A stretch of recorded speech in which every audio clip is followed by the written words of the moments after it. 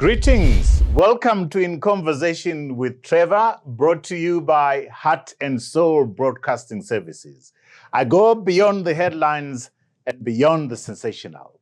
Today I'm in conversation with John Masuku, media consultant, radio trainer, and a veteran broadcaster. If you enjoy this conversation, remember to subscribe, like, and share.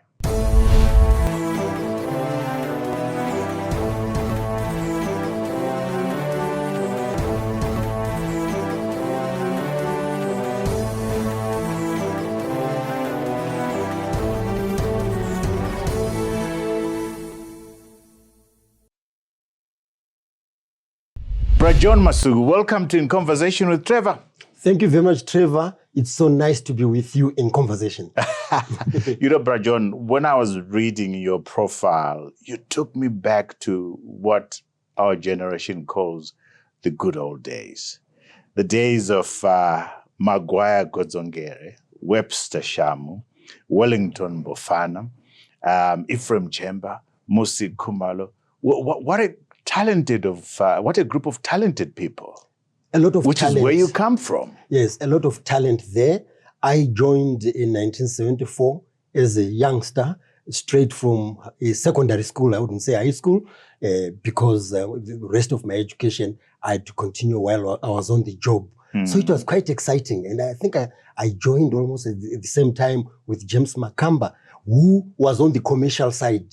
Those days we had a number of private commercial houses where the Ephraim Chambers you're mentioning, the Wellington Bufanas, the Steve Kavais, the Sam Matambos had moved to. John Matinde. Yes, they started off at the RBC African Service and moved to those commercial houses. So, but their programs were all broadcast on the same service. So yes, those are people who worked with, and some of us remained on the service, reading news, doing soccer commentaries, early morning shows. I was a DJ for some time. You remember, I was called Legal Johnny Be Good or Uchumachige Tuze in Ndebele and so forth. Yeah. Very exciting times indeed. Very exciting times. You know, when you look at where we are right now in terms of our profession, what goes through your mind, John? Well, I see a lot of changes, progressive changes, and some having been a build-up of what we do in the olden days.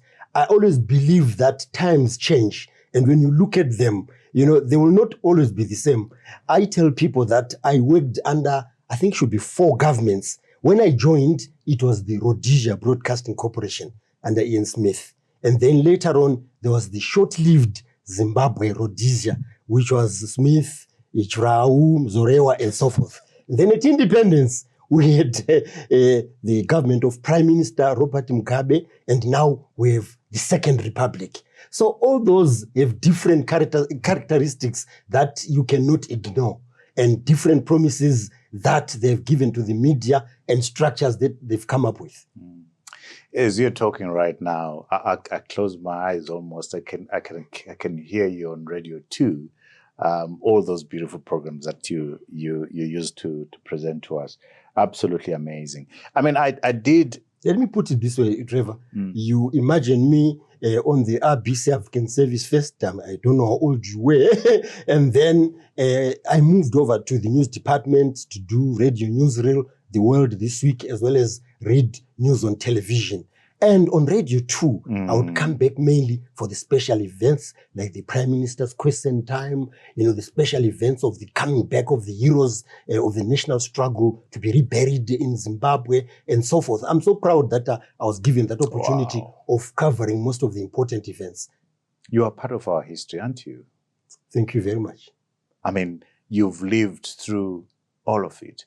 You've had a front row seat of witnessing our history. Yes, it's exciting because although I was working inside the country, but I also followed radio because I always try to bring radio in its holistic sense. Talk about radio, the radio that we're doing here inside the country in Rhodesia. But there was also radio outside Zimbabwe of our brothers and sisters who had crossed, who were running stations in Ethiopia, in Russia, in Angola, in Mozambique, and so forth. So lest we forget, that is also part of our history, because those same people are the ones who then came to lead radio at independence. I talk about you as being part of our history. And I'll take you to an uncomfortable space now, which is also part of our history, because it defines, in many respects, what's happened to this country. The year is 2000. You clash with the Minister of Information and Publicity in the President's office, Jonathan Moyo. Walk us through, set the scene for us. What had you done? What had he done? Well, I will contextualize. I know my colleague, Tapuma Machakaire, whenever he writes, he likes including that story because I was with him. First of all, I'd forgotten about it until I read it in his book, Nose for News. And then quite recently, he was writing about me as the International Campaign Coordinator for World Radio Day for UNESCO. What had happened was that we were meeting, and those were the days the government was preparing to open the airwaves. And the minister had come to Bulawayo because at that time I was the controller of Montreal Studios in Bulawayo. So we did discussion. My former lecturer, Professor Jonathan Moyo, one of my best lecturers in political science, we met. And when we were discussing about opening up of the airwaves, and I was saying, yes, let them be open, and we have many players and so forth, he didn't immediately, agree with me. And that is what my friend Tapuma then went on to write about. So that is the context of that. But the background is that, yes, I'd known the professor for quite some time as my lecturer at the University of Zimbabwe, where I went to as an adult student. I was already the station manager of Radio 1. And you disagreed in this instance? Yes, well, I would say he disagreed. He disagreed with me. Right. There was no further argument. I got the point from my boss. Yes. But there were consequences. There were big changes that happened at ZBC. Well, walk us through what then happened afterwards. Well, yes, there were changes. That is the time when most of us who had been there were actually retrenched, starting with us. We were controllers, which meant we were like assistant directors. In fact, they'd started off with the directors who were there, and then they came to us as controllers. And then there were a whole lot of people who were then retrenched after us and so forth. And one would sense that most, of the instructions or most of the activities we're now coming. I can't remember whether it's in Ilikwenda or Munumtapa and so forth, but we're no longer there. You know why I'm laughing. That is why. You know why I'm laughing, yes. John? Because you're such a diplomat. I didn't realize you're such a diplomat. But anyway, continue. Yeah. So you got the sense that the instructions were coming from Likwenda House. Was it Likwenda or Munumtapa and so forth? So that is the time when we left. And this is the time when I joined Radio Voice of the People, which was described, as a pirate radio station. It was a private station. By your former lecturer? You as the minister. Then the board came in. It was led by the former governor of the Reserve Bank of Zimbabwe, Dr. Gideon Gono. So we left when he was the chairperson of the board. And Alan Pofu was the CEO, a colleague of ours, who ended up being a CEO. That's the time when quite a number of us left. Others remained in broadcasting. What would you say, Brad John, if I say that was a regrettable part of your career, the way it ended, the carnage at ZBC, Alan Pofu, may his soul rest in peace. Yes.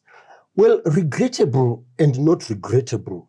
Because you know what happens in life. I know you have an example as well, Trevor, because once upon a time you were fired from somewhere, but look at where you are today because new things came on board.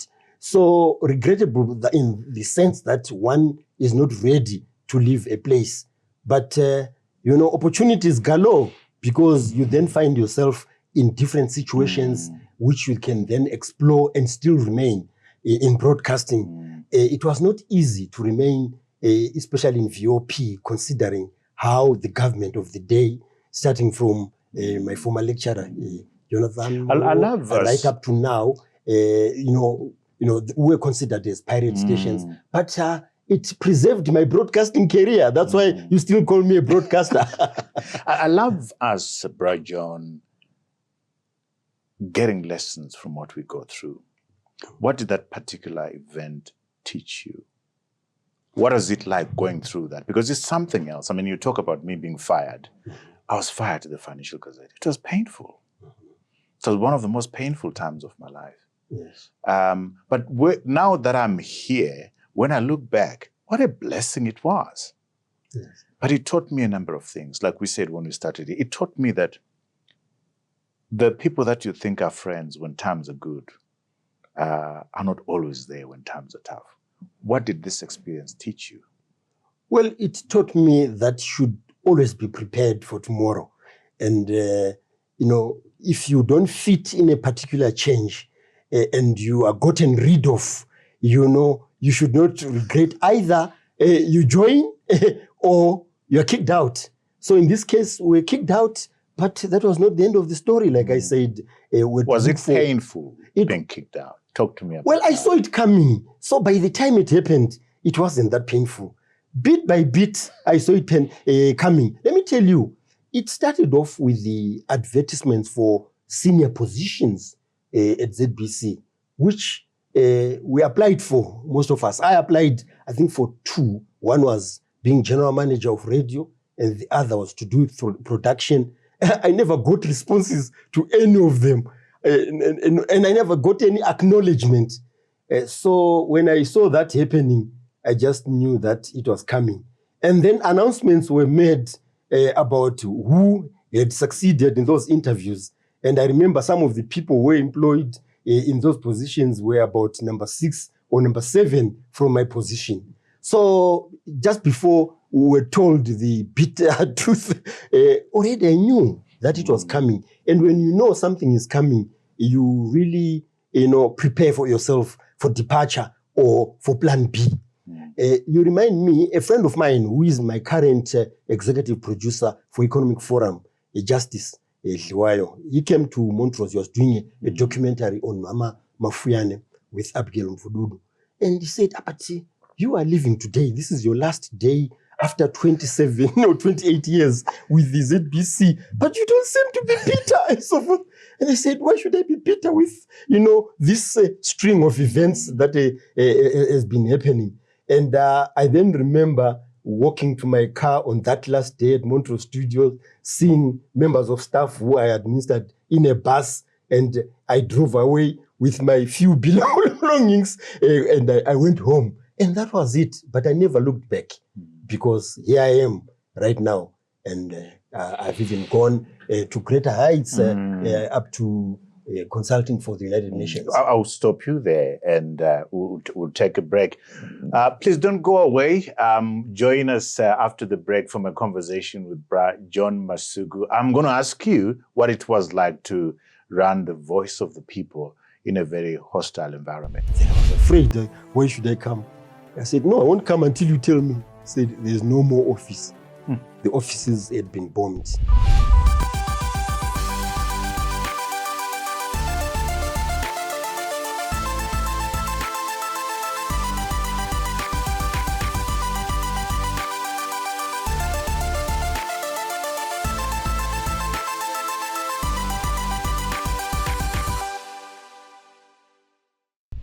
Welcome back for our conversation with John Masuku, a man that I respect quite a lot.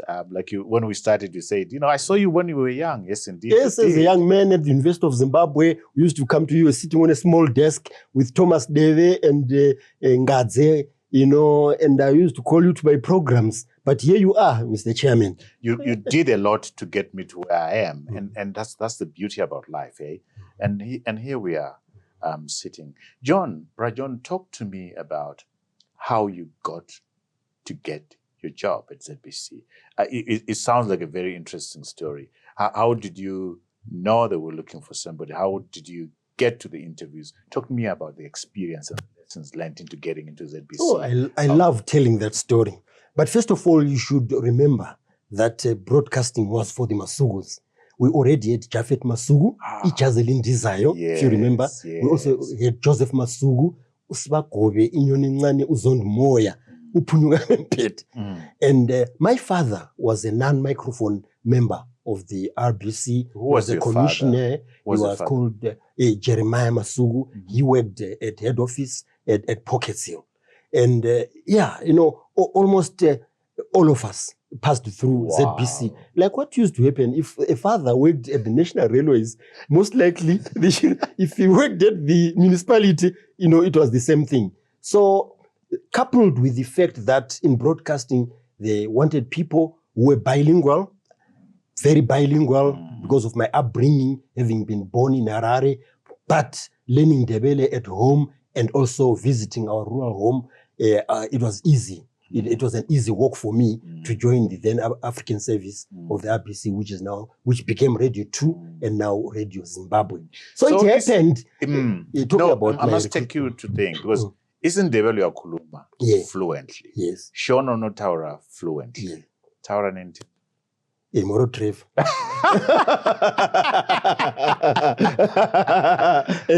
Sorry, I break your stride. Yes, the job. Let's go back to the job, how you got the job. So, in 1973, a veteran broadcaster by the name Agriti Kumete, who was a brother to the late former mathematics teacher of mine, Duniso Kumete, died somewhere near Nyati. He was attending a funeral.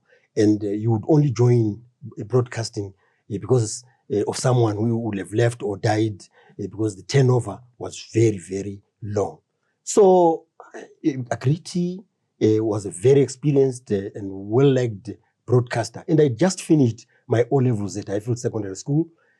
The results had come out and they were now looking for a replacement to the late Agriti Kumete. And I think my father grabbed the chance to say, look here, I have a son who meets all the qualifications.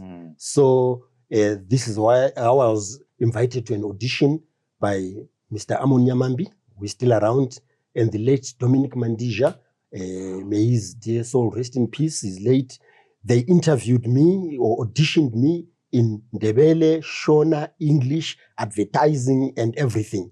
And they were very happy with my audition, and they recommended my employment. And I was interviewed by the director of the African service, Bruce Becker, single-handedly, and he gave me the job in 1974. That was around, the results were out, I got the audition, that was around March.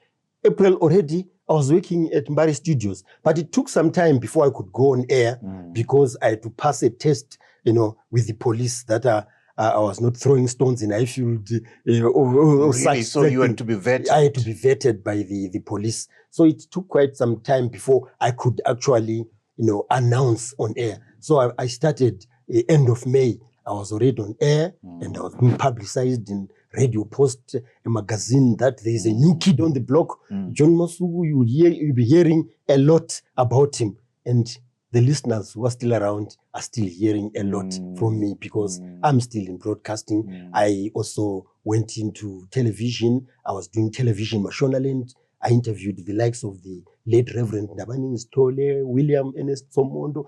The politicians, of yesteryear on TV Mashonaland. Many people don't know about it. It was a television station meant for the black people over the weekend. And I used to do the current affairs programs there, which were broadcast on TV Mashonaland as well as TV Matebeleland, but still employed at Harare Studio, which is now Mbari Studio, in Salisbury, which is Harare today.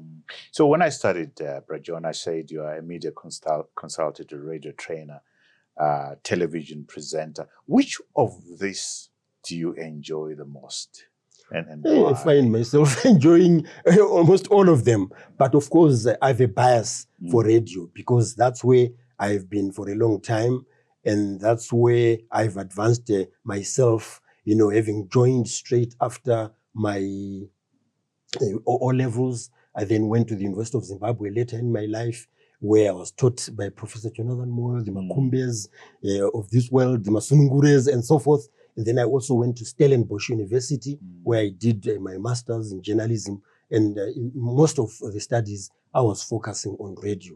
So I also opened a journalism college. We're going to go. We're going to go there. What education were you doing at UZ?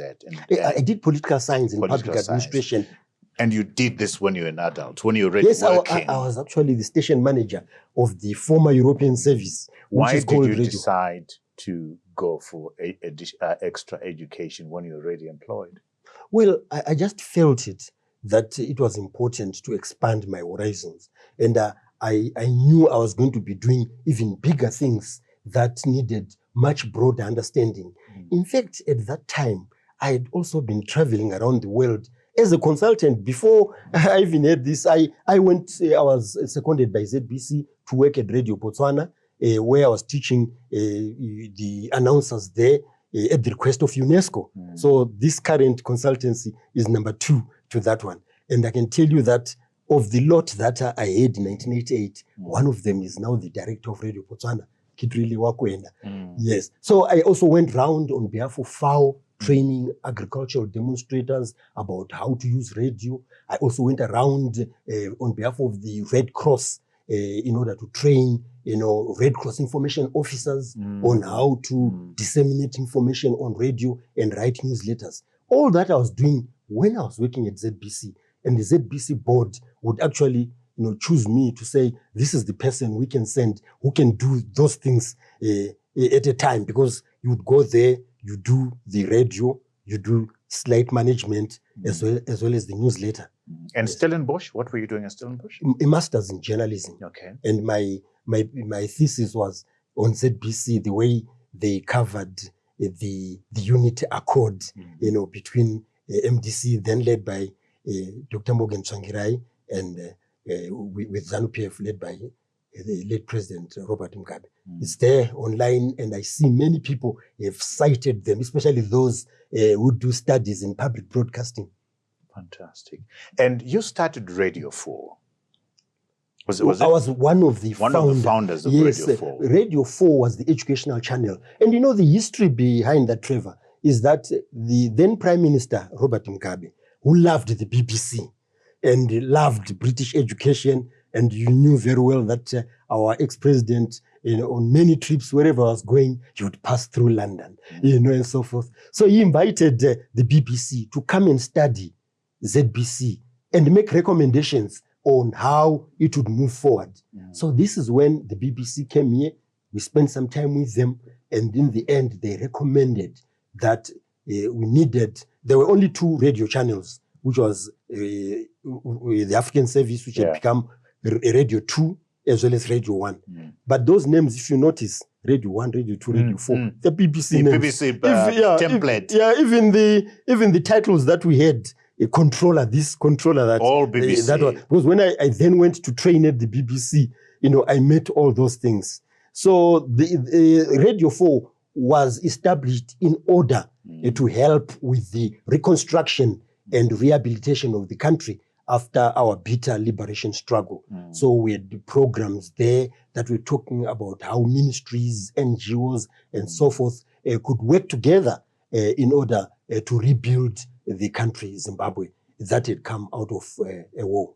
So tell me, so 1974 to 1982, you were producer, presenter, senior producer, presenter ZBC, and then 1995 to 1998, you were controller, radio services. Which is all the radio stations. Yeah, talk to me about, for you, what were the highlights? What would you consider to be the 1 or 2 significant achievements that you put under your belt during that time, 1974 to 1998?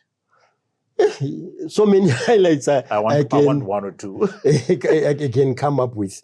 But especially making our stations viable, it was not easy.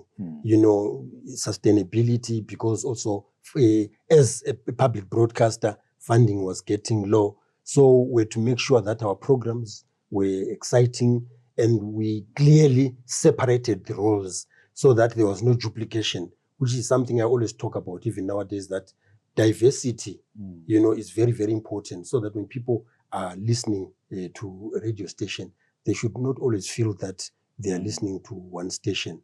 So, yes, we introduced the new languages.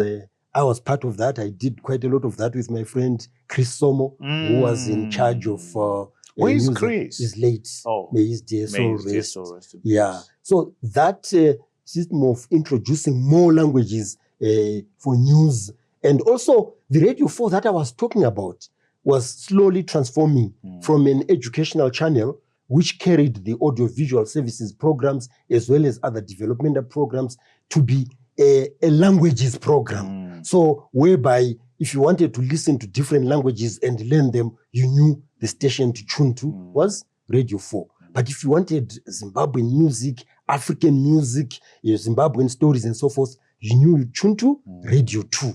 And if you wanted to listen to popular music and so forth... Is that setup still there, John? To some extent, I think it's still there. You think it's there? It's still there. I do listen time and again. I think, I like that. Yeah, I think like it's still that. there. So clearly I can sense, I must own up, Brad John, I do not listen to ZBC. I have not watched ZTV for over 20 years. Because That's of regrettable. Yeah, absolutely. But I'm not going to. You should be patriotic. No, I will not punish myself. I care about my health and my blood pressure. John, let's go to you being executive director of the Voice of the People. But that must have been tough. In the first instance, great, you're out of a job and then you get a job. Immediately. Yes. What were the trials and the tribulations? Oh, so many trials. Yeah, let's go there. Yeah, so many trials and tribulations. As soon as I left my job at ZBC, I get a call from an old friend of mine, Dr. Sarah Chiumbu, who is now lecturing at the University of Johannesburg. She had approached me earlier on. And I said, Sarah, I cannot leave ZBC now. I've already spent more than 25 years. That was around 2000. And it would be nice, to end maybe with a pension or some retrenchment of some sort than just living like that. So as soon as we were retrenched en masse as the controllers, the first call I got was from Sarah. So Dr. Chiumbu, who was then the director of MISA Zimbabwe, said, can you join? She was at the treasurer of the VOP board, which was then led by Dr. Faith Ndebele. So they, and together with David Masunda, who was the treasurer, they invited me to an interview and they gave me the job. When they gave me the job, the police had just visited. So the day baptism of fire. Yeah, baptism of fire. So I got that job. I told my family that there was a lot, of remarks against the station. Studio 7 had not started at that time, but the pirate station. There were so many internet, news channels again. So I joined. And a week after I had joined, I just left the office, and the following morning as I was preparing to come to work, our administrator, Rachel, phoned and said, Mr. Masuku, where are you? I said, I'm at home. I'm preparing to come to work. And you better come right now. I said, I was afraid. Where should I come? I said, no, I won't come until you tell me. I said, there's no more office. The offices had been bombed. And up to now, we don't know who bombed the offices. And your office was bombed. It was bombed too. It was a big story those days. Yeah. It was bombed. By the time I got there, it was full of policemen. Many people were there, and I couldn't even see the building because it was ashes. So you find the office bombed. How did that make you feel? Well, it made me frightened at the situation because I just left the office in the evening. Everything was intact. And coming back to the office, finding, everything gone, furniture, except my broadcasting books and my Bibles. Those ones were untouched. And so I said, thank God, I wasn't affected because because it happened in the middle of the night. But somehow, after meeting with colleagues and so forth, we were not afraid to continue. We met, the board met, and we continued. You do get, John, and I'm trying to sit exactly where you are at that particular moment. Yes. You do get shaken. Yes, you do. You do ask yourself questions. Why am I doing this? Why have they done this? Who's done this? Before you meet the colleagues. Walk me through that space. Well, we we were very, very frightened. But those days, there was a lot of talk against the so-called pirate stations. So we didn't know whether it had come from the state. We had no evidence whether it had come from any other individuals, because it happened right in the middle of the night, and our studio went into flames and so forth. And, many people who came were surprised to see that I had actually left ZBC and I was associated with the station and sympathized with me before walking away and so forth. But I said, then the next question, John, is your office gets bombed. You see the rubbles. There's a Bible that survived, but you continue going on in this field, in this profession. What keeps you going?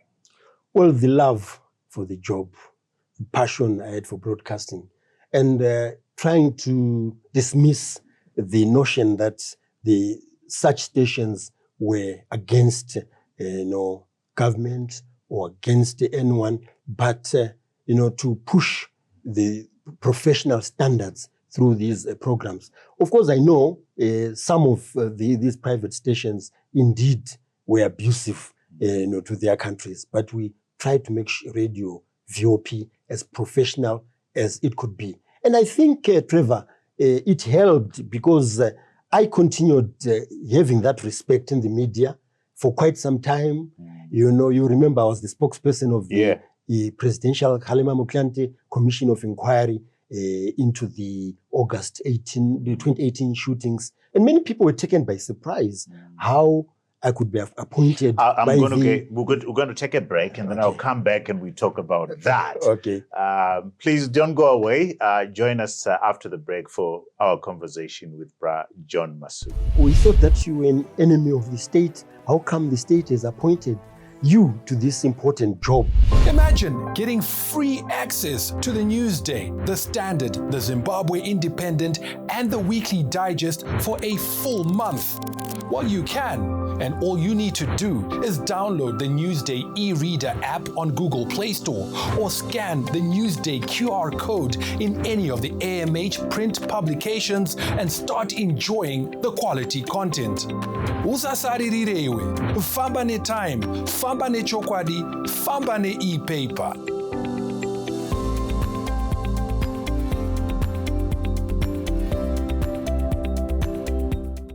Welcome back to our conversation with John. So, John, 2018, after the elections, you get appointed to be the spokesperson for the Motlanthe Commission. And I'm like, this is the man whose office was bombed. He doesn't know who bombed the office, but he's a spokesperson for a job that appears like a government job. Did you look for this job or they look for you? Well, I was headhunted, but I went for an interview with others and I was successful, and I was very excited to be successful. But there were a lot of surprises from colleagues, from family and so forth, that we thought that you were an enemy of the state. How come the state has appointed you to this important job? You are being employed by the office of the president and cabinet. We have a contract with you, although you're working independently with this commission and so forth. I said, I'm going to do the job as a professional. Were you surprised that you got the job? Well, I was surprised, but when I was invited for the interview, I was really looking forward to the job, and I did my best to prepare for it. And I was excited that the commissioners, after interviewing me and other colleagues, I was able to be offered the job, and which I think I executed to the best of my knowledge. And it was a high-profile job. Yeah. Can you imagine being spokesperson for a former President Motlanthe and the former Secretary General of the Commonwealth, Chief Emeka Nyewuku, and other dignitaries who were there, and even the commissioners themselves, high-profile people and so forth. So it was a great, great honor in my media career. I believe, John, that when the country calls you to serve and you're able to serve, we should serve. Yes. So I think let me make that clear. What were the surprises for you as far as the assignment was concerned? I mean, this is a high-profile, sensitive assignment at the time when the nation is is trying to find its feet? Is this new dispensation going to work? Is the opposition going to come into some GNU of some sort? What were the surprises for you? Well, surprises or some of the things really I never thought I'll be involved with is to actually be talking about both the government side and the opposition side being summoned and actually confirming on national and international media, and also, giving that hope that this commission is balanced with all those attacks, and me being the defender. Some saying, oh, but this commissioner shouldn't be there because they are pro a ruling party, this and that. To me, when I found myself in that situation without taking any side, I thought that was quite, maybe not a surprise as such, but something that was outstanding. And each time I even view the videos and listen to audios right now, it's something that I admire about myself. Do you think the job of the commission was completed, was done? It was completed. They did a good job. And not that I want them to call me back, but the commission did. They were very professional. They left their other jackets, whether they belong to parties or to NGOs or to private practice, and concentrated on that job. And their recommendations, I think, were very, very clear. And I also think that I profiled them very, very well, internationally, local. But there's a sense, John, that the recommendations have not been fully implemented. Well, that is not their job. Okay. They were appointed by the chief executive of the country to bring the facts, which they did.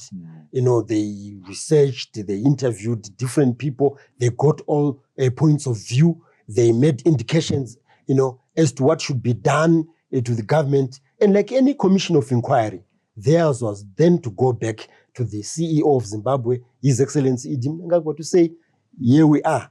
And that now remains with the government to implement. And they cannot, or neither can the spokesperson comment about that. That then is for the government to consider. We will not push the spokesperson to comment on that, but we will move the spokesperson to something that's very exciting. Yes. JM Archives. Talk to me about the inspiration behind the JM Archives. First of all, what is it? What's the inspiration? I'm glad you're one of my biggest followers on JM Archives. This is my own way. I haven't written a book. I've written quite a lot of articles, as you recall, that I started writing about radio. From Radio Post around 1975 when it was established. I also wrote for Look and Listen when Look and Listen Man Publishing took both Look and Listen and Radio Post from ZBC. And I continued to write for Radio World International and Red Tech, a magazine about radio issues and so forth. But over and above that, I feel that there's a lot about our history in the media that is not known. And the JM Archives is trying to chronicle some of those things that happened in our media. And I deliberately throw in a number of names in order for people to remember. People like you, that's why you still remember my colleague, Makwaya Godzongere, and so forth. The idea being to discuss that past and also lead into the future. Because without that past, it may be difficult even to build our future. So the JM Archives are not necessarily about radio, but radio, media, and in all of them, I must be there somewhere. So you find that if it's about radio, JM himself, who is John Masuku, is mentioned. If it's about television, I mentioned.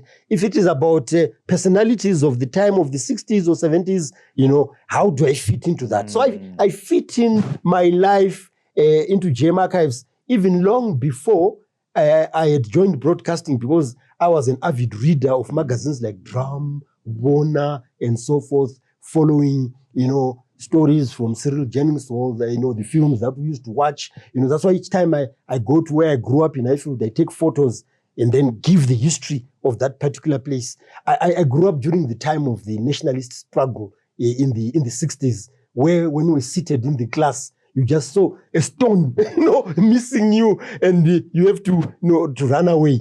And by the way, when I was in grade 2, I was in Sabi, around where former President Robert Mugabe lived, there was a house which was bombed to ashes. That's where a late Ambassador Kocho Dube lived.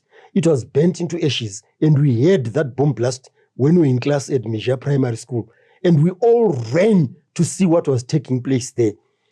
And the house there was no idea what type of a house there was and so forth. So I chronicle all those things, and people find them amusing. Absolutely. You know, when VOP was bombed, you know, the first person I met when I was looking aside whether someone was following me or anything, I met Coach Dube. I said, you know what has happened? Dr. Dube said, what has happened, Masu? I said, like what you experienced in 1962. They've done it to me. They've done it to me. Our offices have been bombed. So were you running that pirate station? So John, that's what happened. you've also done another beautiful thing. Yes. You're a founder of BAS, which is a journalism and media studies school made in Bulawayo. Talk to me about the inspiration again behind that. When I was transferred to Montrose Studios, to lead Montrose Studios as the controller or the general manager of Montrose Studios, I felt that there were few Ndebele-speaking journalists simply because everyone had to go to Harare. And it was very difficult to leave Bulawayo, Gwanda, or Wange to come and live in Harare and be at Kosa or at Harare Polytechnic. Only a few would be taken. Because why I knew it was because I was teaching at Kosa, I was teaching at Harare Polytechnic. So when I went to Bulawayo, I noticed that gap. And then I discussed the issue with my colleague, Obet Spanda, who is a businessman, who was running a college. And I said, there's this gap where we can actually teach journalism here. Said, no, we can do that. We can apply to the Ministry of Higher Education. And we did that, and the license was granted to us. And that's how BES was born. And I'm glad to say... How many students do you take in a year? I'm no longer involved with BES, but at that time, we're taking about 30 students, and we would interview all of them. And I can tell you, some of them are now station managers. Wow. Some of them are working for international broadcasting stations. That's beautiful, isn't it? And even newspapers. So we are very, very proud of that. We even started BS School of Journalism in Bulawayo before NAST launched their journalism school. So we are proud of that milestone. And others actually went from that diploma level to continue their studies at NAST. And it's something that we're proud of. We share something, we have something in common, apart from being in journalism, is that we were both taught by Ndumiso Kumede. Not only that, I don't know about you being taught by Ndumiso Kumede.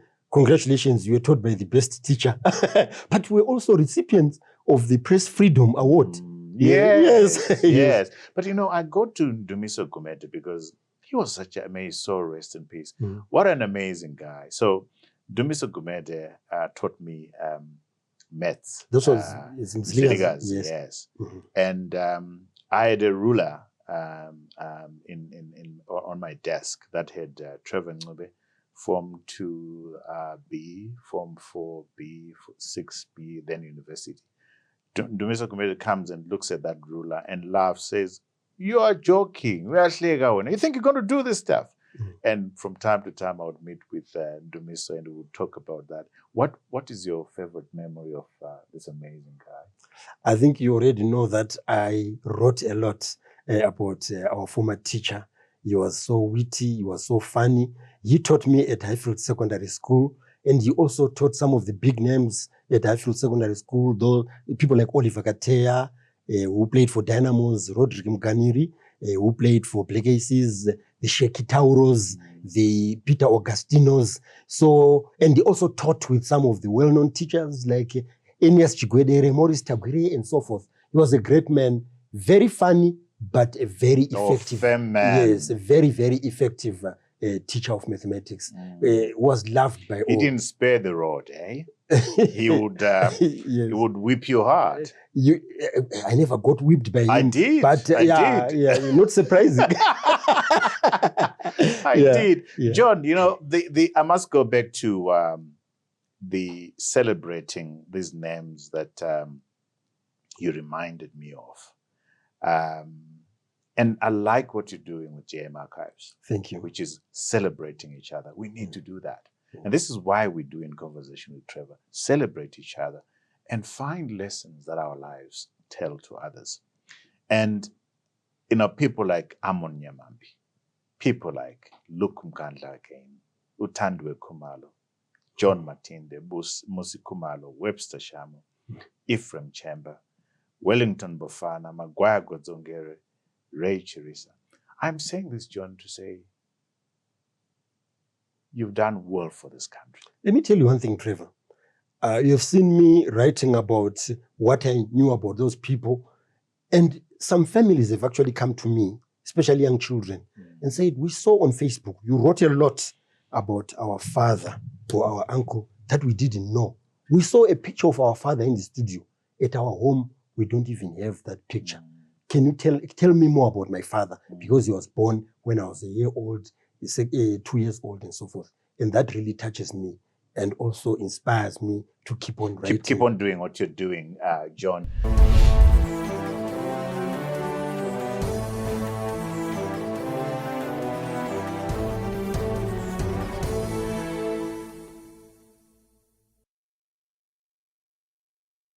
You know, we love books on this show, hey? Yes. I'm not going to let you go before we share your favorite books with our book-loving audience who are out there. What 3 books, John, have you read that you would recommend to our audience? Well, I've read many books, but generally I like reading short books, short stories, articles, magazine. But as for books, the one that I recently read, which I enjoyed, was about my friend Mike Daka. He's a Zambian journalist who started a radio station in Chipata in Mike? Zambia. Is he still alive? Yes, he's retired, but his son, he told me that his son is running the radio station very well. He's happy at his farm. Yes, I know you and I, when we used to travel to West Africa and East Africa, Mike also used to join us on those trips. Yes. So yes, Mike is there, and I enjoyed reading. What is this book called, sorry? It's called In Pursuit of Freedoms by a Zambian journalist, Mike Daka. It goes along that title. And Another two books? Well, the story of my life, Joshua Nkomo, because it's the story that describes what I know best. Joshua Nkomo used to appear mainly around Machipisa Shopping Center, and us as youngsters would go at the Chinamora residence to see him, and with all that fame and so forth. And most of the things that he writes about there are things that I'm very, very familiar with, and you've seen some of them in JM Archives. So I really enjoyed reading. The third book? And then the third one is a book that I read before I could go around different countries training broadcasters, before I even received my formal training from the BBC in London, called A Technique of Radio Production by Robert McLeish, who then became my lecturer at BBC in broadcast management. It's a book that I will read over and over again. Fantastic. Because it really strengthened me at a time when I thought I didn't have enough tools. John, I'm going to put you on the spot, and I'm going to ask you to address your camera and talk to Zimbabweans in Shona and Ndebele on why it's important to be conversant in those two languages. Kuqakathekile kakhulu mahlabe Zulu ukuthi sazi indimi zakithi, hathi isishona lesindebele kuphela, kodwa zonke indimi ezitholakala lapha eZimbabwe. Siyathokoza kakhulu ngenxa yokuthi uhulumende wethu usevumele indimi ezitshiyeneyo ukuthi zifundwe njalo zikhulunywe. Kuyinto enhle kakhulu. Chinhu chinofadza zvikuru kuona kuti muno muZimbabwe tine mitauro yakawanda yakutaurwa mumawairesi, yakudzidziswa muzvikoro, uyezve yakusimudzirwa kana kumauniversities. Chinhu chinokosha chaizvo. Saka ngatiregerei kutarisa kana kutarisira mitauro iyi pasi. Ngatisimudzirei, ngatitaurei, ngatidzidzisanei kunyanya nevana vadiki. Ini ndakazviona sezvo ndanga ndiri international coordinator weWorld Radio Day ndichishandira United Nations. Saka rurimi pandimi dzeUnited Nations vandaiziva chirungu, English. Asi zvinhu zvese zvandainyora ndaizoona zvaturikirwa muchiRussian, zvaenda kuchiChina, zvaenda kuchiSpanish. Ndakaona rumwe rurimi, but kune 6 ndimi dzeUnited Nations apo mainzwa kana kuti maiona zvinhu zvandinenge ndaturika kana kunyora zvakubuda. Saka ngatikoshesei ndimi dzedu, ngasiqakathekise indimi zethu. Trevor angazi kuti wena lokusakwazi ukuthi intutu ithunqa kusiguqa ngaqaqiqanda ngikuqile. Beautiful. Lovely talking to you. And I put you on the spot, John, because to our viewers out there, I really believe that nation building happens if we understand each other. And that knowing our languages, the 11 languages, 11 official languages, am I right? 16. 16 official languages. In the Constitution. In the Constitution. It helps not just to speak one language, English and Ndebele, or English and Shona. Try and speak as more of our languages as possible. I actually wish that the government would make it mandatory that we learn more than one language so that we understand each other.